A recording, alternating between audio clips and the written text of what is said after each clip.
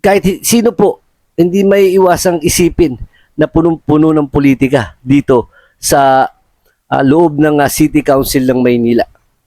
Dahil po meron mga nahati o hindi man nahati, majority pa rin ang nasa pwesto. Kasi yung iba, siyempre sumanib dito kaya Isko Moreno. Pero itong si Isko Moreno nanatili pa rin pong tahimik. Dahil tulad po ng sinabi niya na ayaw niyang makapagbitaw ng salita na medyo pangit at wag bibitaw ng salita na pangit dito sa kanyang ate. Yun po ang kabilin-bilinan ni Yorme sa kanyang talumpati nung nakaraan nung may meeting dito sa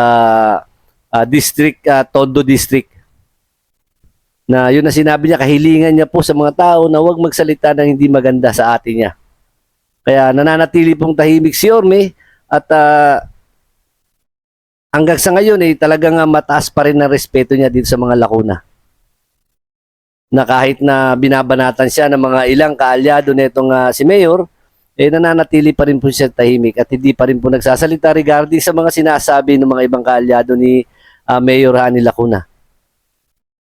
Dahil ang gusto niya talaga yung fair election kasi ang alam ko dito, ito pagkakaalam ko lang dito na totoong dahilan talaga ng kanilang itong dahilan ng paglaban ni Mayor ulit ng Mayor dito sa lungsod ng Maynila dahil dito sa ilang Manileño, ilang grupo ng Manileño na talagang pinilit si Yorme na bumalik ulit dahil po sa sitwasyon ng Maynila ngayon. Alam din po natin na mayroong mga batikos at mga sinasabing hindi maganda dito kay former Mayor Isko dahil sa kanyang pagtakbo bilang presidente noong nakaraang eleksyon. Pero nakita nyo naman po, ako po, dati po isa po akong kritiko. At mapasa hanggang ngayon, isa pa rin po akong kritiko na itong si Yorme. Pero nakikita ko po at pinagbabasihan po natin yung mga nagawa nila parehas. Parehas silang 3 years, parehas silang isang term. Di ba itong si Yorme, siyempre, alam nyo po na kapag hitik sa bunga, talagang babatuhin ka eh. Di ba? Ganun talaga, kasabihan na ganun. Itong si Yorme, nakita nyo naman po. Kahit na marami na siyang binabatiko siya, maraming mga kontrobersyal na nagagawa at hindi pa naman napatunayan, tingnan na lang po natin yung mga nagawa niya sa lungsod ng Maynila. Hindi po natin maiaalis na iniwan niya ang lungsod ng Maynila na maayos. Maayos po ang lungsod ng Maynila na nakita nyo naman po yung mga project niya. Yung mga pinatayo niya dito. Kaso nga lang, nanghinayang din tayo at nalungkot tayo na yung mga ibang ginawa dito sa lungsod ng Maynila ni Yorme, medyo napabayaan. Tulad po ng mga ilang lugar dito, ng mga pasyalan dito sa lungsod ng Maynila na pagdating ng gabi na, masyado na pong madilim. Na hindi katulad ng mga panahon ni Yorme, nakita natin na talagang maliwanag. Ultimong kalsada may mga ilaw. Ngayon po, halos nakita natin nalulungkot tayo dahil dati ako, nagpapapicture pa ako dito sa Jones Bridge eh. Pero ngayon, paano ako magpapapicture? Wala nang ilaw.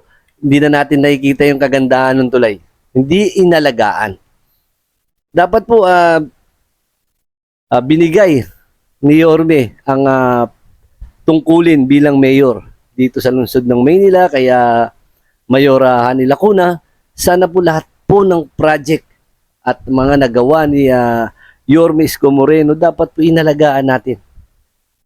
Dahil po ang ginastos po dyan, pera po ng Manileño, pera po ng bayan. Marami pong mga nagawa na mga pasyalan si Yorme dito sa lungsod ng Maynila. Dito po sa Bonifacio Shrine, yung mga fountain dyan, ang ganda-gandang tignan. Pagpalapit ka ng makita mo na yung fountain, alam mo na nasa City Hall ng Maynila ka na.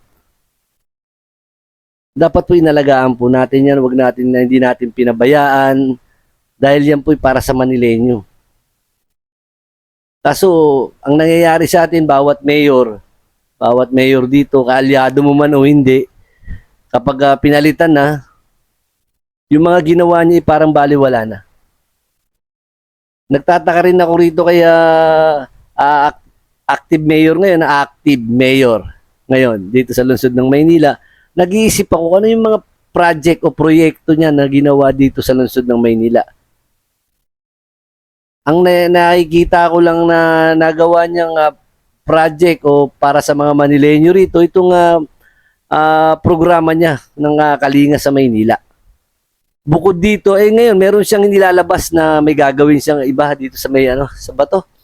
Hindi ko rin alam kung saan banda to. Basta may gagawin siyang nakapost sa Facebook yung may project siya eh. Bakit ngayon lang kung kailang ilang buwan na lang matatapos na ang 3 years natin. Dapat nung unang lang natin, saka natin nagpatayo ng mga project para meron tayong yung nakikita. Meron nakikita ang bawat Manileño yan. Pinatayo yan ni Mayora. Di ba ganun? Gandang pakinggan nun, di ba? Kasi kailangan po nang makita natin, naging mayor po tayo ng Maynila, kailangan may makitang alaala sa mga nagawa ninyo. Yan po yung sinasabi ko. Pero ngayon, ano po ba yung nagawa? Oo, meron. Itong Lagos Nilad, pinagawa itong Lagos Nilad. Pinagawa niya itong Lagos Nilad, kaso nga lang kahati niya ang national government sa gastos dito sa Lagos Nilad. Yun po yung naalala ko nagawa niya. Ano pa ba? Hindi naman niya pinaganda ang City Hall. Hindi naman pininturahan na City Hall. Hindi naman pinailaw ng bonggang-bonggang ilaw. Yung paglagay ng ng Christmas tree. Yung paglagay ng Christmas tree pag Pasko dito sa may Bonifacio Shrine yun. Kaso nga lang medyo naging controversial yung Christmas tree na yan, medyo mahal.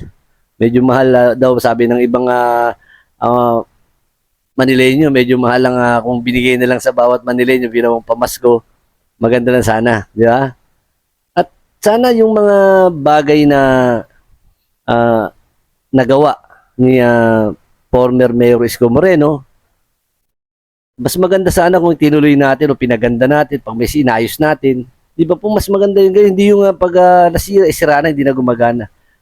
Mula po ata nung naupo tayo bilang alkalde ng lungsod ng Maynila, itong mga pasyalan na to, yung mga ilaw dito na ginawa niya former Mayor Isko, mga pinagawa niya, parang hindi na nasisilayan ng Manileño. At parang nabaliwala na. Isipin po natin, milyon-milyon po ang ginastos dyan para sa Manileño. Hindi naman pala may kinabang ang Manileño kasi wala rin palang silbi. Di ba po? Hindi na nagamit, pinabayaan na. Ngayon, wala na makikita. Makikita na lang natin doon sa Manila City Hall, parang nakadiliman na. Parang madilim na.